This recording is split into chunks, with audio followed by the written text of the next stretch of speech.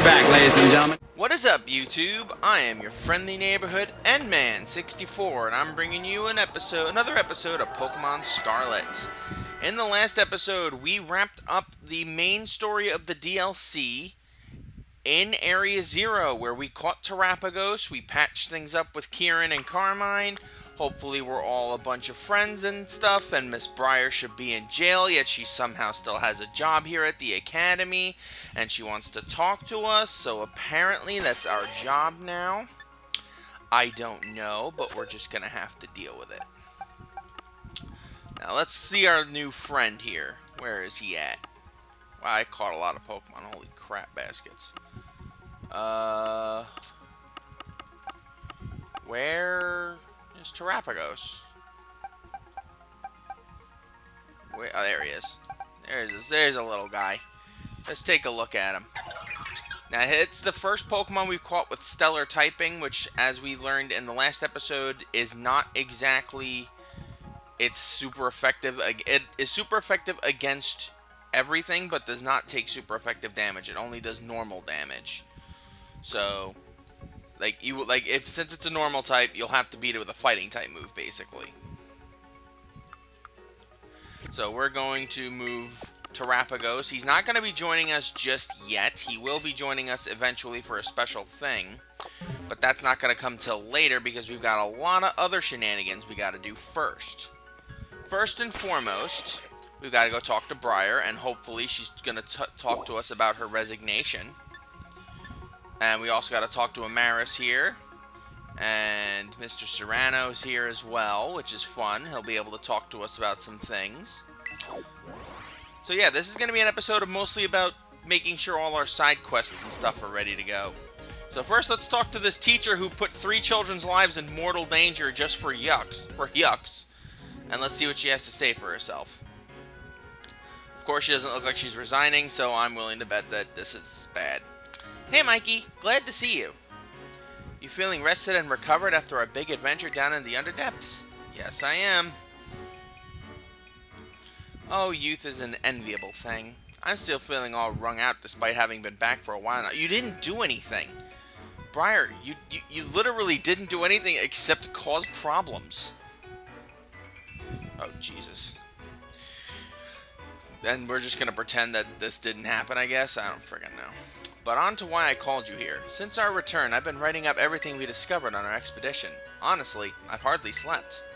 I obtained Jita's permission to turn it all into a book, but don't worry, I've made sure to skip a few details and omit the names of those involved. Also to take our credit out for being the ones who did things, but whatever. So, voila! A proof copy of the book, freshly delivered from my publisher, just for you. You obtained the copy of Briar's book. You put the copy of Briar's book, blah blah blah blah blah. A proof copy of the exploration notes covering the Area Zero Underdepths. It's filled with long paragraphs describing what happened, along with Briar's thoughts. I behaved recklessly in the Underdepths. I don't know what we would have done if it weren't for you. So are you going to resign? You're giving me a book as an apology for nearly getting me, Carmine, and Kieran killed. Ugh, stupid woman. Stupid woman. Just smack in the head like you could have had a V8. You truly deserve a copy of this book. I just hope it's sufficient as an apology. Ah, but there was something else I needed to check with you. Would you mind showing me your Terra Orb, Mikey? I thought as much. It's behaving just like Kieran's and Carmine's orbs. I think it might be because your orbs were directly exposed to the energy from Terrapagos. Kieran and Carmine say that ever since the Underdepths, they've been able to terrestrialize their Pokemon without charging their Terra Orbs. Actually, there's one more piece of news I should share with you in related to those deepest depths. You know the terrarium core that hangs from the ceiling of the terrarium?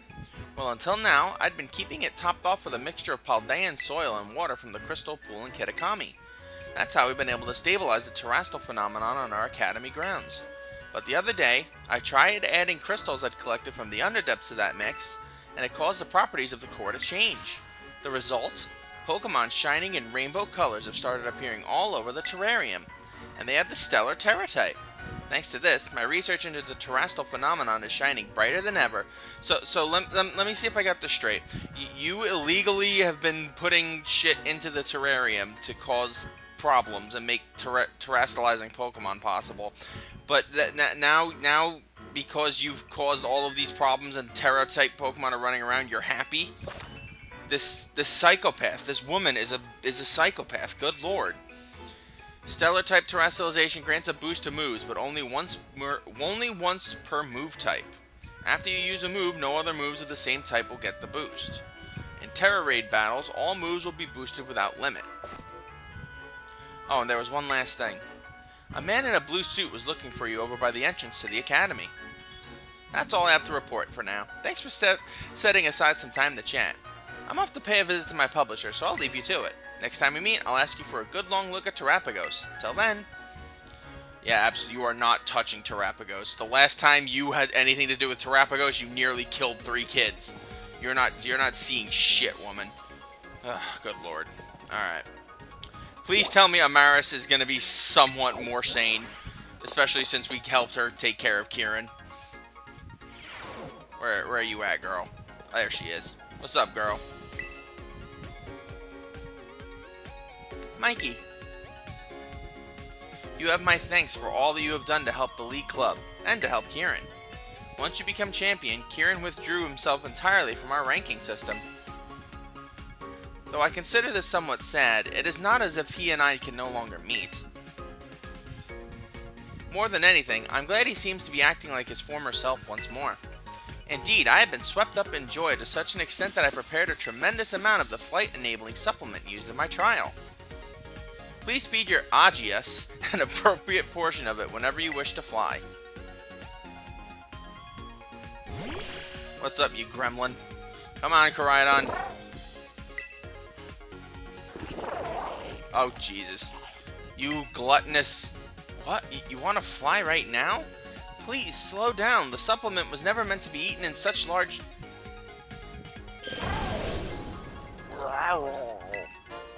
Koraidon will now be able to fly. So that'll make scanning over the entirety of the terrarium and Paldea a lot easier for us now. It would seem your Agius is powered up somehow. From the looks of it, I would guess that it has gained the power to fly whenever you wish it to. Well, I suppose this is an acceptable outcome. As it happens, there is a super hard course for my flying time trial. You may attempt it upon clearing the hard course. Feel free to do so when you're ready. Koraidon can now freely fly through the air if you press the left stick while gliding. Koraidon will keep moving forward automatically while it's flying. If you press the left stick again, it will go back to gliding. Time for me to go. So long then. Well, so it's good to know that at least she cares. And isn't a psychotic child murderer like friggin' Briar. Alright, so we have 2 more places we have to go. Technically 3, but let's deal with what Mr. Serrano wants. Let's see what he wants. Oh, automatically triggered cutscene. Okay, cool. There you are, Mikey. Just the person I was looking for. I heard the news. You're the new BB League champion, am I right? I'll admit it, I'm blown away. Inviting you to this academy was the best decision I've made recently. So now that you've had some time to get comfortable here, how do you find Blueberry Academy? Are you having fun? I love this place. I can get a freaking mudkip here. I'm the happiest person in the world. Just what I like to hear. Anyway, there's a small favor I'd like to ask of you, Mikey. You see, the whole academy's become so much more lively and energetic since you came here. And that got me thinking, maybe we should have even more people come visit from Paldea. Have them come as special coaches or something. You know a lot of people, right? You've got lots of friends and everything. I mean, like teachers from your school, gym leaders, that sort of thing. Oh, and any strong friends of yours are also welcome here. Sure, why the hell not? Spoken like a true champion. I knew you were the right person to ask.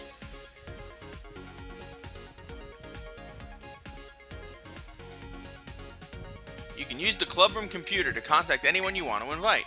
Oh, but it'll cost BP. We'll need to pay for their trip and such. Here's something to get you started. And what do I get?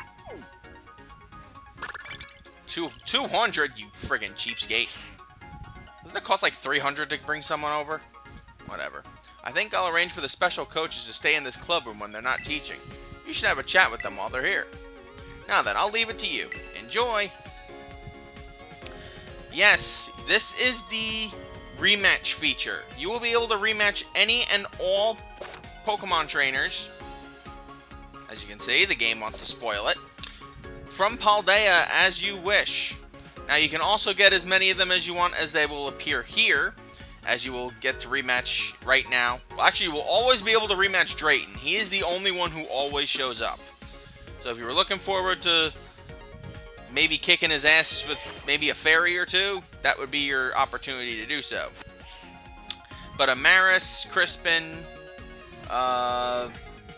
and Lacey, sorry, I forgot about Lacey, will also appear here at random. Same with the other two, our good friends Carmine and Kieran, but in order to get them to appear, we have one last thing to complete story mode-wise. But I will... back up. Call coach. We can call special coaches over to the academy as we see fit by completing certain events. As you can see here, all we have access to now is the 8 gym leaders. Of course, we have Katie, Brashus, Ayano, Kofu, our good friend Larry, Rhyme, Tulip, and Jeff the Killer. Looks like Jeff the Killer, at least. You will get access to others that you can invite over, including Director Clavel, any of the teachers that you've invited, that you've become close with, your friends Nimona, Penny, and Arvin, Jita herself, and the rest of the Elite Four as you see fit. We're not going to be doing that right now. We will be doing that for later episodes, as we've got other things we have to take care of. Next, we're going to head to the entrance, as Ms. Breyer mentioned someone in a suit was looking for us. And this is the guy I wanted to see the other day, that I'm thankful finally showed up.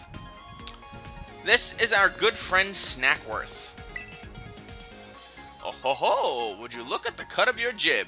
You must be the one everyone's talking about. You're the Paldean exchange student, Mikey, or my name's not Snacksworth. Yes indeed, call me Snacksworth. I do love to see the young students putting some real effort into their self-improvement.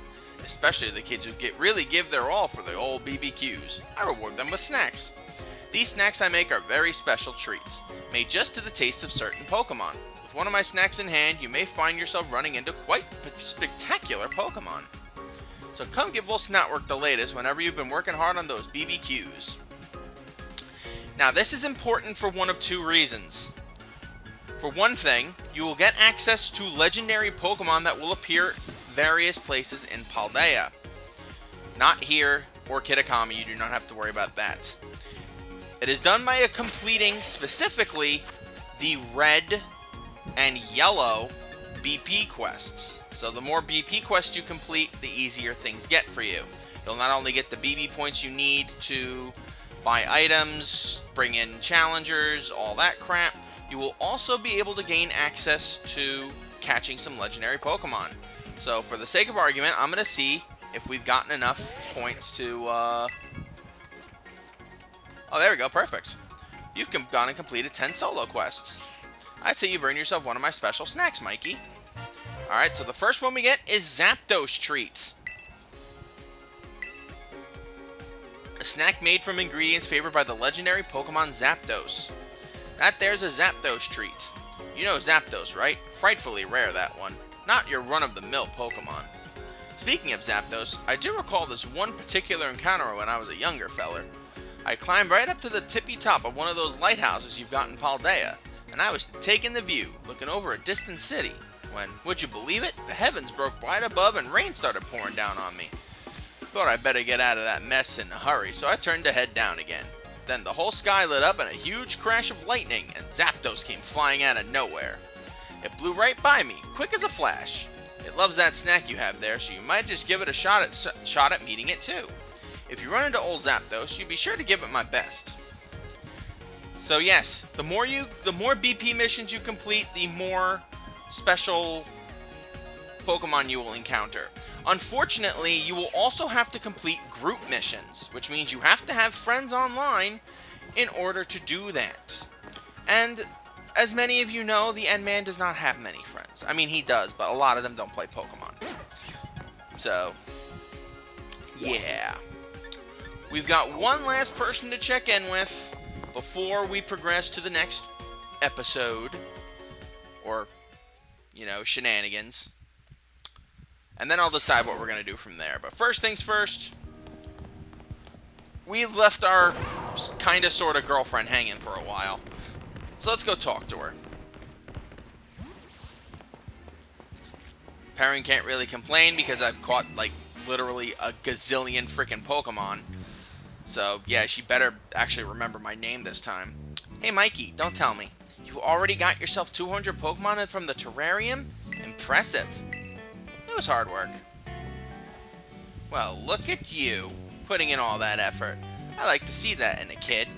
You probably know more about the Pokemon of the terrarium than I do, and I got here first. I guess you've earned yourself that hot tip. Take a look at these photos, would you? That is a terrible photo, but okay. That one's also terrible. See those strange Pokemon? That first one's called Gouging Fire, and that other one's Raging Bolt. Totally unknown Pokemon in totally unknown places. If they're real, it'd be a huge deal. Apparently, these places are in Paldea. You have any idea where, Mikey? I have the general idea. Wow, are they famous spots? I want to visit them. Of course, you know how it is these days, right? These photos could totally be fakes.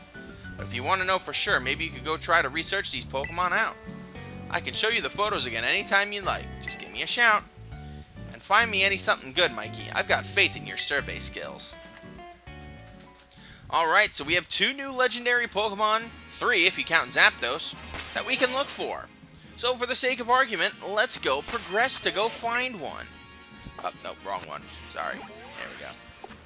First things first, we've got to head into the Zero Gate, because that's where one of them is. In fact, I'm 90% sure that's where both of them are. Shh. I didn't ask. I did not ask for your silly gooseness.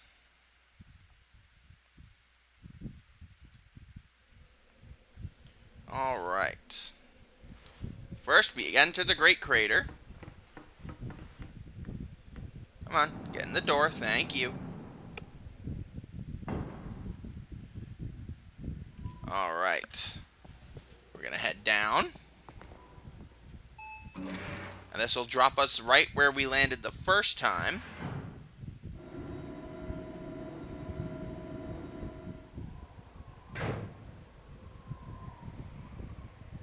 Alright. So first things first, what we're looking for... I can't ride Koraidon here. How the hell do you think I'm going to get... You think I'm just going to jump off and die? You psychopath game. We did that once. It did not work out. Alright. Found near a waterfall in Area 0. Fortunately, this being able to fly just made this so much easier. So we can basically check by area with waterfalls.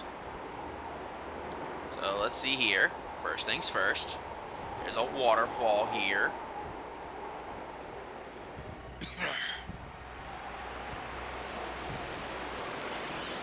Let's see. Ooh, a whole area here left unexplored. I can't just do that. That's just mean. We gotta explore everything. Every single oh my god, look at all these berries. I came up here for fresh water. Good lord. And a lot of ducks. A whole lot of ducks. But I already have the best duck. He is the Dawn of Dance, after all.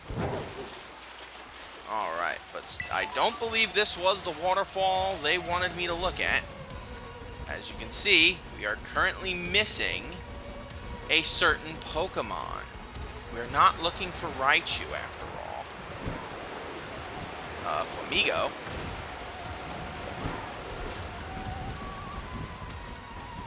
And yeah, by the way, they are in different locations. The specific ones you can get in Violet in comparison to the ones here.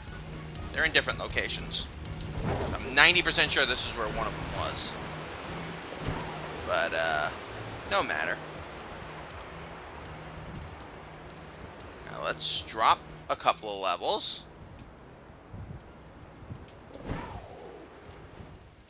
Actually, I didn't mean to drop this far down, but, okay. Oh my lord. Look at all the treasures we found here. I'm glad I came down. Oh, full heals. Sneasel, get out of here, you dingus.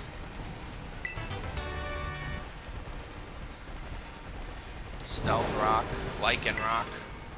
So many rocks. And bites. Oh, Sableye. I'm like, what the hell is that thing? That's just Sableye. A Pokédoll, which I really don't need anymore. Ooh, Espeon. I always need Espeon, but I'm 90% sure I already have one. Alright, so we're by a wall. Oh! Okay. I wasn't expecting this guy to be the one we go after first, but so be it.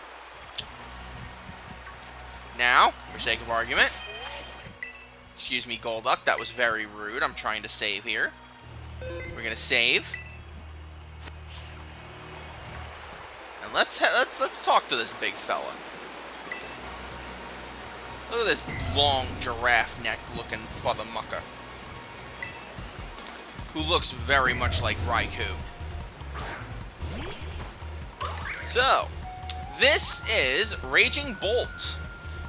Pretty dangerous Pokemon, all things considered, but considering we have multiple Master Balls, I think it's safe to say we can use one here. Why? Well, it makes things easier. Also, I don't want this episode to drag on too long, especially since we're going to be catching 2 more legendaries in the next episode. An electric dragon type. It's said to incinerate everything around it with lightning launched from its fur. Very little is known about this creature. Would you like to give Raging Bolt a nickname? I would not. Add it to my party. I'm not going to be using it immediately, but we are going to send Thor in. We're mostly keeping this just so we can just go right up to Perrin and get our special prizes. I mean, there aren't that many prizes, but you get the drill. Alright. Hi, Masquerain. Alright. I think that's actually enough for one episode, so, thank you guys for joining me. I'm your friendly neighborhood Endman64. I'm gonna try to get to a, place that has a few less ducks and Pokemon that just want to hug me and devour my soul. So join me next time when we go after the last 2 legendaries we have to find, or that we have access to at this point. Them, of course, being Gouging Fire and Zapdos. And then we can begin the stuff that we'll be doing tomorrow.